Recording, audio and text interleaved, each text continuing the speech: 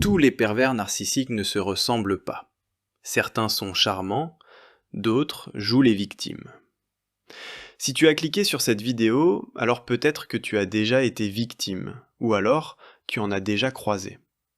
Aujourd'hui, on étudie les différents profils de pervers narcissiques. C'est une dinguerie. Alors attention, avant de commencer, je ne te donne pas ces infos pour que tu diagnostiques tout le monde autour de toi comme pervers narcissique. Ce terme est devenu hyper galvaudé sur les réseaux sociaux. Ton ex qui t'a trompé n'est pas forcément un pervers narcissique. Ton patron relou non plus. Un vrai pervers narcissique, c'est quelqu'un qui a un trouble de la personnalité sévère, caractérisé par un manque total d'empathie, un besoin de contrôle et de domination, et qui détruit psychologiquement les gens autour de lui de manière systématique et délibérée. C'est rare. On parle d'environ 1 à 2% de la population. Mais quand tu tombes sur un vrai pervers narcissique, ça peut vraiment détruire ta vie. Il existe plusieurs profils de pervers narcissiques. Certains sont agressifs et dominateurs, d'autres sont plus subtils et manipulateurs. Certains jouent les victimes, d'autres les séducteurs. Mais ils ont tous un point commun. Ils utilisent les autres comme des objets pour nourrir leur ego. Aujourd'hui, on va explorer les différents types de pervers narcissiques, comment les reconnaître et surtout comment s'en protéger. 1. Le grandiose. On commence par le type le plus connu, le pervers narcissique grandiose. C'est le cliché du pervers narcissique, celui qu'on voit dans les films. Il se présente comme quelqu'un d'exceptionnel, de supérieur. Il pense vraiment qu'il est au-dessus de tout le monde. Il parle constamment de ses réussites, de ses talents, de son intelligence. Il exagère systématiquement ses accomplissements. Si tu lui racontes que tu as fait un truc cool, il te coupe la parole pour raconter qu'il a fait mieux que toi. Il a un besoin maladif d'admiration. Les compliments, c'est son carburant. Mais ça ne suffit jamais. Tu peux le complimenter 10 fois par jour, il en voudra toujours plus. Et si tu ne le complimentes pas assez, il devient agressif ou distant. Il se croit unique. Il pense que seules des personnes exceptionnelles peuvent le comprendre. Du coup, il cherche à s'entourer de gens qu'il considère comme étant d'un statut élevé pour rehausser son image. Mais en même temps, il méprise tout le monde. Le pervers narcissique grandiose ne supporte pas la critique. Genre vraiment pas. Une simple remarque constructive et c'est la guerre. Il va soit exploser de rage, soit te faire un discours condescendant pour t'expliquer pourquoi tu as tort et pourquoi tu ne comprends rien. Il exploite les autres sans aucun remords. Les gens sont des outils pour atteindre ses objectifs. Tu es utile, il te garde. Tu ne sers plus à rien, il se débarrasse de toi comme une vieille chaussette. Et en couple, c'est un cauchemar. Au début, il te met sur un piédestal. Tu es la personne la plus merveilleuse qu'il ait jamais rencontrée. Puis, progressivement, il te rabaisse. Il critique tout ce que tu fais. Il te compare à d'autres. Et si tu essaies de partir, il alterne entre la rage et les promesses de changement. 2. Le vulnérable. Celui-là, il est beaucoup plus difficile à repérer. Le pervers narcissique vulnérable, c'est l'opposé du grandiose, en apparence, mais le résultat est le même. Au lieu de se présenter comme supérieur, il joue la victime. Il se plaint constamment. Le monde entier est contre lui. Personne ne le comprend. Personne ne reconnaît sa valeur. Il a tellement souffert dans sa vie. Mais derrière cette façade de vulnérabilité, il y a le même ego démesuré que le pervers narcissique grandiose. Il pense aussi qu'il est spécial, mais au lieu de le crier sur les toits, il le murmure. Il te sort des phrases comme « Je suis trop sensible pour ce monde cruel » ou encore « Les gens ne sont pas assez évolués pour m'apprécier ». Il utilise sa souffrance comme une arme. Si tu ne fais pas exactement ce qu'il veut, il te fait culpabiliser. Après tout ce que j'ai traversé, tu me fais ça? Tu ne vois pas à quel point je souffre? Il transforme chaque situation pour que ce soit lui la victime, même quand c'est lui qui a tort. Il est hypersensible à la critique, mais de manière passive-agressive. Il ne va pas exploser comme le grandiose, il va bouder, te faire la gueule, te punir par le silence. Ou alors il va soupirer et dire des trucs comme « Bon, si tu penses que je suis nul, je ne vais plus rien faire ». Le pervers narcissique vulnérable est un champion de la manipulation émotionnelle subtile. Il ne te dit pas directement ce qu'il veut, il insinue, il sous-entend, il te fait sentir coupable jusqu'à ce que tu proposes toi-même de faire ce qu'il voulait depuis le début. En couple, c'est insidieux. Tu as constamment l'impression de marcher sur des œufs. Tu dois gérer ses émotions fragiles, le rassurer, prouver que tu l'aimes. Et si tu exprimes tes propres besoins, il te retourne la situation pour que tu te sentes égoïste. Ce type de pervers narcissique est particulièrement dangereux parce qu'il passe pour quelqu'un de doux et de sensible. Les gens autour ne comprennent pas pourquoi tu te plains. Mais il a l'air si gentil, si fragile. Exactement, c'est son masque. 3. Le communautaire. Le pervers narcissique communautaire, c'est celui qui nourrit son ego à travers l'image de quelqu'un de bien, de généreux, d'altruiste. Il s'investit dans des associations, dans des causes sociales, dans l'aide aux autres. Mais ce n'est pas par empathie réelle, c'est pour l'image, pour l'admiration, pour le statut moral. Il parle constamment de tout ce qu'il fait pour les autres. Il se présente comme quelqu'un de profondément bon, qui se sacrifie pour le bien commun. Et il utilise cette image pour manipuler les gens. Après tout ce que je fais pour toi, tu me dois bien ça. Il transforme chaque acte de générosité en dette. Tu ne peux jamais le critiquer, parce qu'il fait tellement de bien autour de lui, voyons. Ce type de pervers narcissique est souvent très apprécié socialement. Il a une excellente réputation. Les gens le voient comme quelqu'un de formidable. Du coup, si tu essaies de dénoncer son comportement toxique, personne ne te croit. Lui, impossible, c'est quelqu'un de si bien. Il choisit souvent des professions ou des rôles où il peut se présenter comme un sauveur. Travailleur social, bénévole, coach de vie, thérapeute, leader spirituel ou même chef religieux. Pas tous les gens dans ces professions sont des pervers narcissiques, bien sûr. Mais certains pervers narcissiques sont attirés par ces rôles parce que ça leur donne du pouvoir et de l'admiration. En couple, il se présente comme le partenaire idéal. Il fait plein de choses pour toi, mais toujours de manière à ce que tu te sentes redevable. Et si tu ne montres pas assez de gratitude, il te le fait payer. 4. Le machiavélique. Le pervers narcissique machiavélique, c'est le plus dangereux. Il combine le narcissisme avec des traits de psychopathie. Non seulement il manque d'empathie et il a un ego surdimensionné, mais en plus il prend du plaisir à faire du mal. Il n'exploite pas les gens juste pour son gain personnel, il aime ça. Il aime avoir du pouvoir sur les autres, il aime les voir souffrir. Il est calculateur et stratégique. Chaque action est planifiée, il ne perd jamais son sang-froid. Il observe, il identifie tes faiblesses, et il frappe là où ça fait le plus mal. Il ment de manière pathologique, pas juste pour éviter des ennuis, mais pour manipuler, pour créer de la confusion, pour te faire douter de ta santé mentale. Il peut te regarder droit dans les yeux et te mentir avec un aplomb total. Le machiavélique est souvent très intelligent et charismatique. Il sait exactement quoi dire pour te mettre en confiance. Il étudie les gens comme un prédateur étudie sa proie. Il adapte son comportement en fonction de ce que tu veux voir. Et il n'a aucun remords. Jamais. Il peut détruire ta vie et dormir comme un bébé le soir. Pour lui, tu n'es pas une personne avec des émotions. Tu es un objet, un jouet. En couple, c'est l'horreur absolue. Il alterne entre le love bombing intense, n'hésite pas à aller voir la vidéo où je parle de love bombing, et la cruauté calculée. Il te monte contre tes proches, il isole, il contrôle chaque aspect de ta vie. Et si tu essaies de partir, il devient dangereux. Ce type de pervers narcissique peut aller jusqu'au harcèlement, aux menaces, à la violence psychologique extrême. Certains vont jusqu'à détruire ta réputation, ton travail, tes relations. C'est pas juste toxique, c'est carrément destructeur. 5.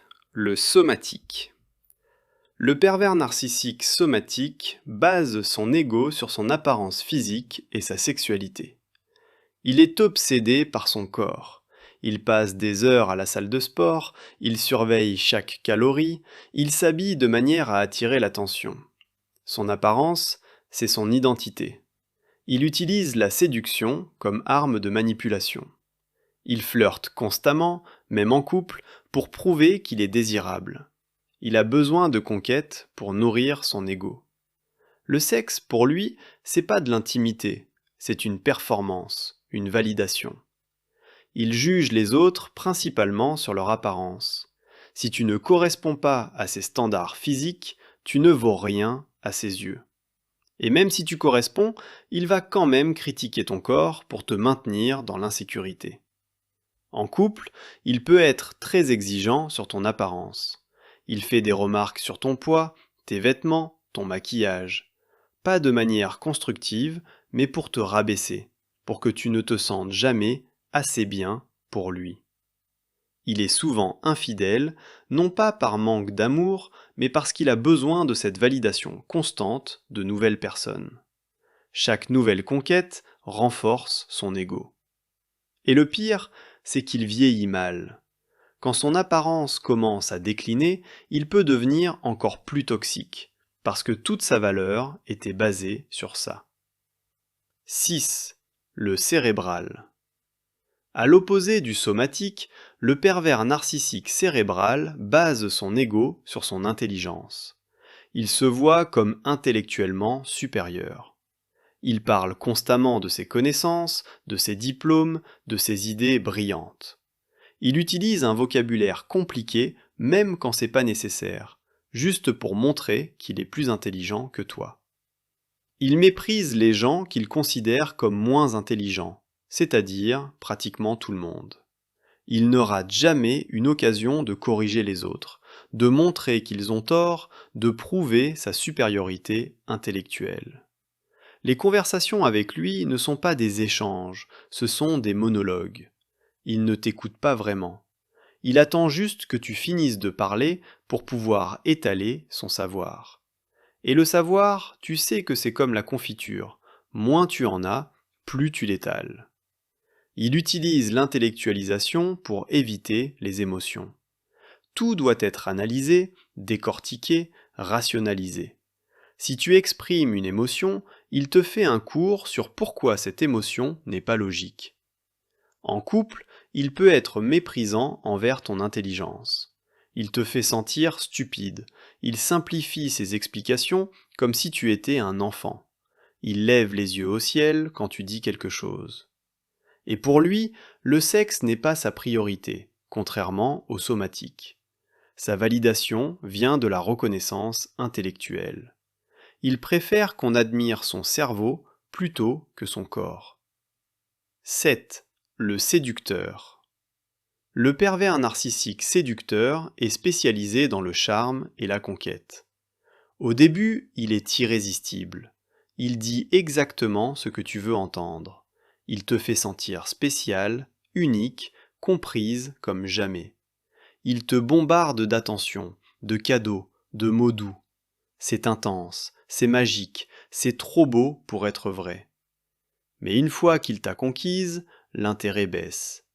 La chasse était excitante, mais maintenant que tu es acquise, tu deviens ennuyeuse.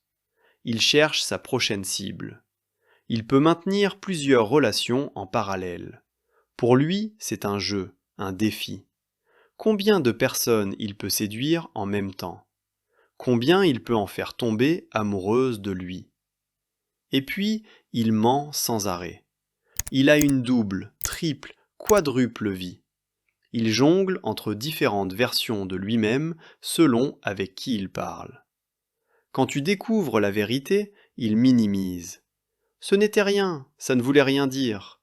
Ou alors, il retourne la situation. Si tu m'avais donné assez d'attention, je n'aurais pas été chercher ailleurs. Le pervers narcissique séducteur est souvent très actif sur les réseaux sociaux et les applications de rencontres. Il a besoin de cette validation constante, de ces nouvelles conquêtes. Son ego se nourrit de ton désir, mais une fois qu'il t'a, il passe rapidement à autre chose. 8. Le violent.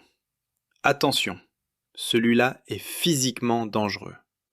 Le pervers narcissique violent ajoute l'agressivité physique à la toxicité psychologique. Il utilise la peur comme outil de contrôle, les menaces, l'intimidation, la violence physique. Il peut casser des objets, frapper les murs, te pousser, t'attraper violemment. Et parfois, ça va jusqu'au cou. Après chaque explosion de violence, il se calme et joue soit la victime, soit le repentant. Regarde ce que tu m'as fait faire. Je suis tellement désolé, je ne sais pas ce qui m'a pris, ça ne se reproduira plus. Mais ça se reproduit. Toujours. Il alterne entre les moments d'affection et les moments de violence. C'est le cycle classique de la violence conjugale. Tension qui monte, explosion violente. Puis le retour de la lune de miel où il est adorable, puis le retour de la tension, et puis encore de la violence. Ce type de pervers narcissique est particulièrement dangereux quand tu essaies de partir. Le moment où tu quittes un partenaire violent est le moment le plus à risque. Il peut devenir encore plus dangereux parce qu'il perd le contrôle. Si tu es dans une relation avec un pervers narcissique violent, ta priorité, c'est ta sécurité physique. Il faut un plan de sortie sécurisé, de l'aide extérieure, éventuellement une ordonnance de protection. Ne reste jamais en pensant qu'il va changer. La violence ne s'améliore jamais toute seule. Au contraire, ça empire avec le temps. Comment se protéger? Bon, maintenant que tu connais les différents types, comment tu te protèges? D'abord, apprends à reconnaître les red flags dès le début. Le love bombing intense, les déclarations d'amour trop rapides, l'isolement de tes proches, le manque total d'empathie, les mensonges constants ou les explosions de rage disproportionnées. Du coup, fais confiance à ton instinct. Si quelque chose te semble bizarre, si tu te sens mal à l'aise, si tu as cette petite voix qui te dit que quelque chose cloche, écoute-la. Ton intuition capte des signaux que ton cerveau conscient n'a pas encore traités. Si tu es déjà dans une relation avec un pervers narcissique, sache que tu ne peux pas le changer. Jamais. Les pervers narcissiques ne changent pas parce qu'ils ne pensent pas avoir de problème. Pour eux, le problème, c'est toujours les autres. Alors, la seule solution, c'est de partir. Et c'est difficile parce qu'ils sont experts pour te faire culpabiliser, pour te convaincre de rester, pour alterner entre punition et récompense de manière à te garder accro. Mais quand tu pars, fais-le de manière définitive. Zéro contact. Bloque-le partout. Ne réponds à aucun message, aucun appel. Chaque contact, même pour lui dire que tu ne veux plus de contact, lui donne une ouverture pour te manipuler. Entoure-toi de soutien. Parle à des amis de confiance, à ta famille, à un thérapeute spécialisé dans les relations toxiques. Tu auras besoin d'aide pour reconstruire ta confiance en toi et ton estime. Et surtout, ne te blâme pas. Ce n'est pas de ta faute. Les pervers narcissiques sont des experts de la manipulation. Tomber sur un pervers narcissique ne fait pas de toi quelqu'un de faible ou de stupide. Ça fait de toi quelqu'un qui a fait confiance à la mauvaise personne. Voilà, on a fait le tour des principaux types de pervers narcissiques. Évidemment, ces catégories ne sont pas hermétiques. Un même pervers narcissique peut avoir des traits de plusieurs types. Ce qu'il faut retenir, c'est que les pervers narcissiques détruisent psychologiquement les gens autour d'eux. Ce ne sont pas juste des personnes difficiles ou égocentriques. Ce sont des manipulateurs qui utilisent les autres pour nourrir leur ego démesuré. Si tu penses être dans une relation avec un pervers narcissique, cherche de l'aide. Parle-en à un professionnel. Il existe des associations, des lignes d'écoute, des thérapeutes spécialisés. Et si tu es sorti d'une relation avec un pervers narcissique, bravo. La reconstruction prend du temps, mais c'est possible. Tu peux retrouver ta confiance, ton estime, ta capacité à faire confiance aux autres.